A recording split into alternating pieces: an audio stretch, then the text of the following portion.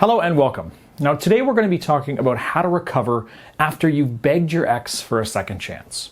Obviously this is a difficult situation, but you need to know that there is still hope. I, of course, am Brad Browning, YouTube's X-Back geek and author of the X Factor program. I've helped tens of thousands of people get a second chance with their ex, and I'm here to help you as well. So first, let's talk about why begging doesn't work. And then we'll talk about how you can stop this behavior and take back both your pride and your ex. And keep watching at the end because I'm going to talk about what begging looks like, because I think a lot of people are making these mistakes without even realizing it. So first off, I do want to say that you're not alone. Now, I understand, why you begged for your ex to come back. This is a very common response after a breakup. It is hard to accept that they decided to end the relationship. You know that if you could just, say the right thing, if you could convince them that they made a mistake, then you could turn things around and get everything back on track. You just need to show them that you really care about them, and by showing them how important they really are to you. And when that doesn't work, it can make you feel ashamed and frankly worthless. But the truth is, it's not your fault that convincing your ex or begging them didn't work. It actually almost never works for a few reasons. And the first one is power.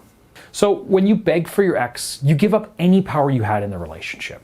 When you and your ex were dating, things were most likely pretty close to equal. You two were in love, you were on the same team, all you wanted was one another.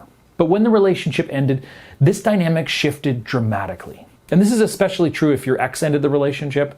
But in any case, the second you asked for a second chance and your ex said no, you lost almost all the power you had in the relationship.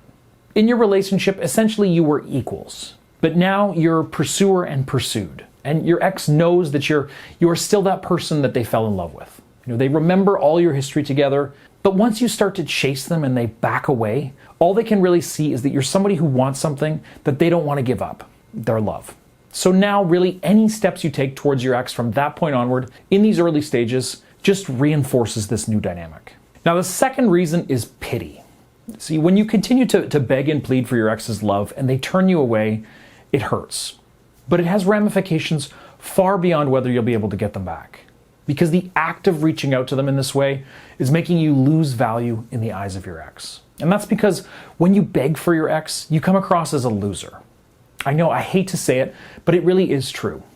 And no, this doesn't mean that your ex suddenly hates your guts or even really thinks that you're a loser.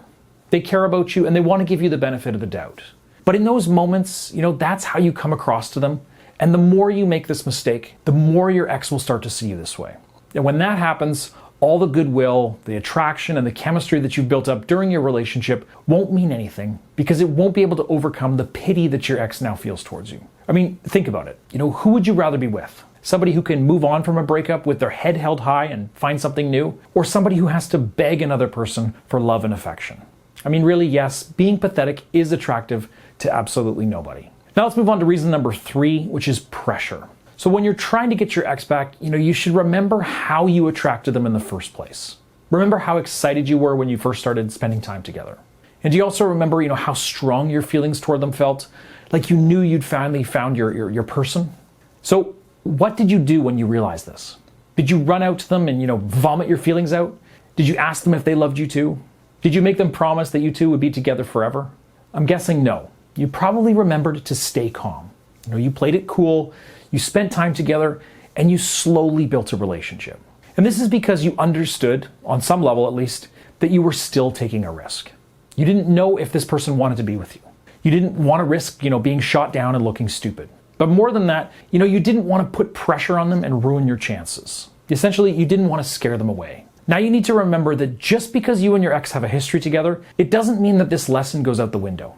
In fact, it's more relevant than ever. The truth is, you were a lot closer to getting together with this person early in your relationship than you are right now after you two have called it quits. And now, the more you push forward with your ex, the more you beg and plead with them, the more they're going to feel threatened and put walls up. Now, that might come in different forms. They may say something like, no, it's over, stop asking. They may just avoid the conversation. They may respond, more slowly with shorter and shorter messages, or they may even cut you out or block you. All of this is essentially your ex putting up walls. And once those walls are up, they make the process of getting your ex back much harder because they're going to be on their guard anytime you contact them. Now, there is some good news here. Begging for an ex back after breaking up is very common, and it's really not always a deal breaker. There are a few factors at play here. Firstly, the sooner after the breakup that you begged, the better. Breakups are obviously messy across the board. People say and do things in the heat of the moment that are out of character for them because of the intensity of the emotions involved. And your ex knows this. They most likely did some crazy things as well. And at the same time, since things are so heightened and intense, it can be that your ex may not even remember everything that you said and did during that time. So all that is to say, if this begging happened during the breakup itself, or even a few days or weeks after, depending on how long the relationship was, then this makes the begging a lot more forgivable. And of course, the more aggressive and persistent you were about this, the more you've hurt your chances. Now, I will talk later on in this video about the different types of begging and how that will affect your chances, but I'll just say that if your begging was pretty limited, you should be okay. So now that we know it is possible still, let's talk about how you can recover from this. Well, first off, we need to look at how you can stop this behavior, because as long as you continue to beg and plead with your ex, you will continue to be alone. And I know it can be so hard to stop. It almost feels like a compulsion. But just know that if you really, truly want your ex back, you're going to need to change your approach, as hard as that might be. Now, if you are wondering exactly how to take that first step, sometimes it can help to have a support system. I offer online one-on-one coaching through my website over at breakupbrad.com/coaching. When you sign up, I not only help you end this harmful pattern, but also put new systems and routines in place that are going to help you get a second chance with your ex. Again, you can learn more and sign up today at breakupbrad.com/coaching. Now, I want you to remember this because it'll really help you get your mind right during this process. Just because you stop begging doesn't mean you're giving up. Many people think that if they stop contacting their ex, if they end the conversation and leave them be, that they're giving up and they're losing the only chance that they have. But in fact, it's the opposite. Once you stop reaching out to your ex in this way, you've already begun the process of winning them back. You haven't given up. You've just changed tactics from a losing one to one that's been proven time and time again. You're playing the long game. Now, to make sure this sticks, you need to take some steps beyond just committing to not reach out to your ex. Firstly, you need to get control of your emotions. This is the hardest step for many people, and it's also the most important. Your emotions are what have driven you up to this point. You might think that what you've been doing is illogical, but you're really just fooling yourself. You feel out of control without this person in your life, and in order to regain some of that control, you pursued them. And now that you've realized the error of your ways, you need to address the underlying problem, your out of control emotions. Now, of course, you're not going to be able to feel amazing right now. Obviously, you've been through a very difficult time and you're still in pain. But it is possible to reach, a more neutral state where your emotions are in check and they're not driving your actions. So hopefully you can already imagine some coping skills that have helped you in the past. Maybe it's exercise, routine, socializing with friends and family. Really, you need to identify all the things that make you feel normal and okay and make those a priority right now. Now, I'm sure you may feel like you're too far gone to engage with these parts of your life, but trust me when I say that it is going to help. It may not help immediately, but if you keep at it, that emotional normalcy is going to start to return. You're going to wake up one day and not feel the pain in the same way that you do right now. Count on that. But do remember that healing from something like this isn't a straight line. You might feel okay for a couple of days and then fall back into the pit of sadness. But just know that you're headed in the right direction as long as you keep trying to move forward. And now that you've begun, to sort out yourself emotionally, it's time to talk about next steps. So first off, if you haven't already, you do need to cut all contact with your ex at this point. There's really very few reasons to stay in contact with your ex during this time. All you're going to do is drive yourself crazy and, frankly, push them further away. It doesn't matter if you've stopped begging and pleading. If you still continue talking to your ex, you are working against your goal of getting them back. So it's time to separate completely. Now, many people ask me if they should let their ex know that they're going no contact. Do not, I repeat, do not tell your ex that you're going no contact with them. This is only going to cause more drama than it's worth. And it's also going to make the process less effective. So just commit to yourself not to contact them anymore for at least 30 days and stick to it. And another question I get often is, should you apologize for begging and pleading with your ex? And generally speaking, the answer is no, you shouldn't apologize. Don't ask for forgiveness. Unfortunately, all the apologies in the world won't change the past, and all they're going to do is highlight this issue and create one more awkward interaction between you and your ex. I know, you're probably somebody who doesn't like to have unfinished business, and you want to apologize to them so that you feel like the door has been closed. But instead, let your actions be your apology. You can't undo what you did. All you can do is change your behavior and move forward. And by going no contact with your ex, you're giving them the space that they wanted and needed in this kind of situation. And from here on out, focus on the present moment and the future. They might think you're a loser right now. Obviously, we need to change that. And in a second, I'll tell you a few of the things you need to do right now to both help increase your confidence and your value in your ex's eyes. Now, these steps are all about getting away from that loser version of yourself, really any way that you can. And you don't have to climb Mount Everest here. It can honestly be as simple as getting a new haircut or getting a new pair of pants. Seriously, it's all about saying to yourself and to your ex, I'm not that person anymore. Now, of course, you are going to have to take some bigger steps than that. Number one is just live your life to the fullest. This is a cliche for a reason, and that reason is because it's so powerful.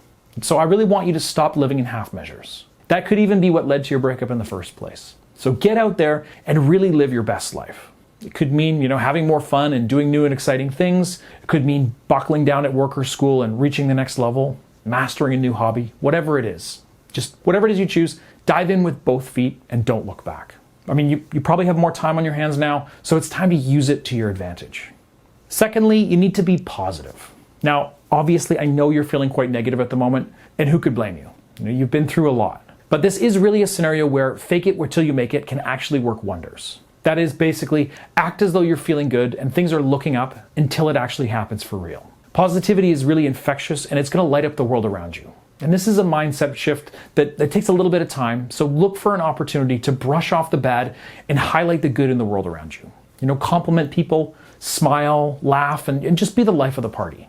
The only thing holding you back right now is you. Thirdly, you need to be confident. Now, again, you are faced with a difficult dilemma. How can you be confident when you're also so hurt? But the truth is that going through a breakup like this can actually make you realize how strong you really are. And being knocked down gives you an opportunity to actually just stand back up. So don't let this opportunity go to waste.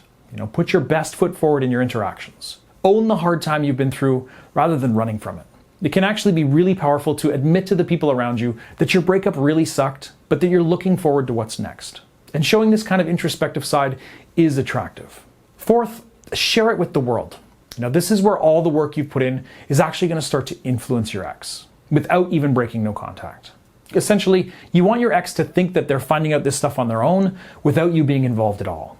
And there's actually a good chance that they already have. Most people try to keep tabs on their ex following a breakup, as you probably know.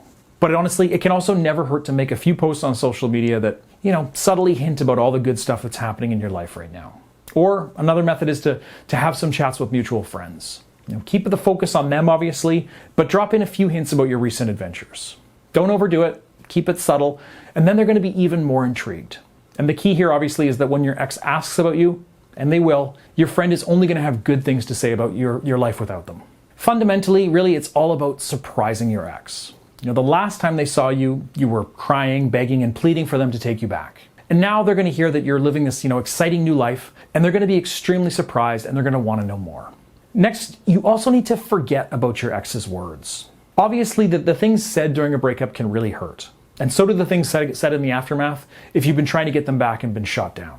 You might have heard things like, leave me alone, I never want to see you again, there's no chance, you're a loser. All of this sucks to hear, but the good thing is that they're often said in anger and desperation after a breakup, so they're not always 100% true. Now, I'm not saying to ignore your ex's boundaries.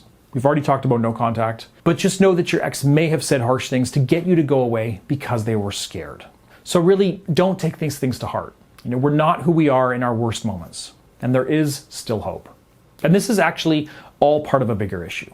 For a while now, you've been making your ex your number one concern.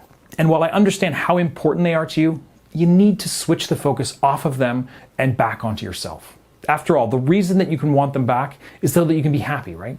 So you need to find happiness within yourself during this time apart. This isn't always easy, but once you begin to look, you'll see that it is there and it's growing every single day.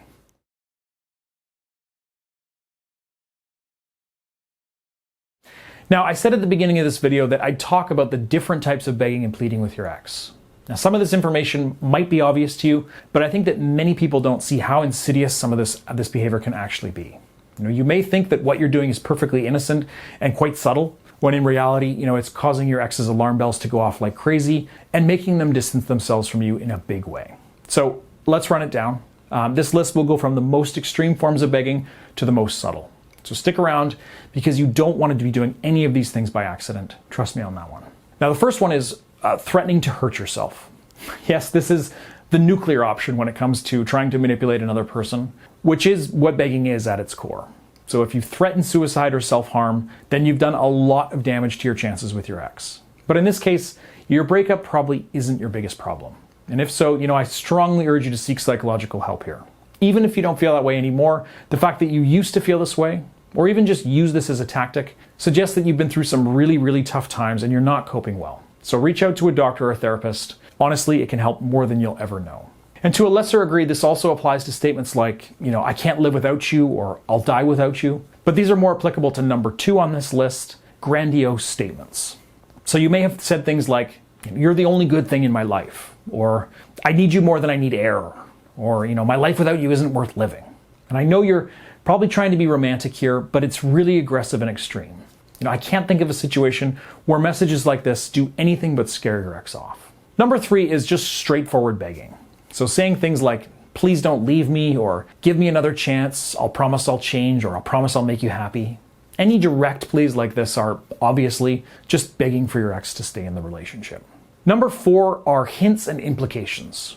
Now, this is the least harmful level of begging, but it is still having a big impact on your relationship with your ex. Because while you may not be as confrontational, you're picking away at your ex with your little hints, and they probably hate it. So this goes for statements like, wish I had someone to keep me company, or I'm all alone over here. I don't know about you, but I'm still single, ... Or, it's been lonely without you at night. Basically, any message that could end with 3 dots or a winky emoji falls into this category. It's a kind of, subtle begging for your ex's attention. So keep these thoughts to yourself, or you are risking hurting your chances further. So, as you can see, begging can be pretty subtle, and you might not even be aware that you're doing it, but your ex sure is. But if you have watched this whole video, now you know how to break this cycle and begin the process of winning your ex back for good. Thanks for watching. While you're here, please click like and subscribe. I appreciate your support, guys, and I will see you in the next video.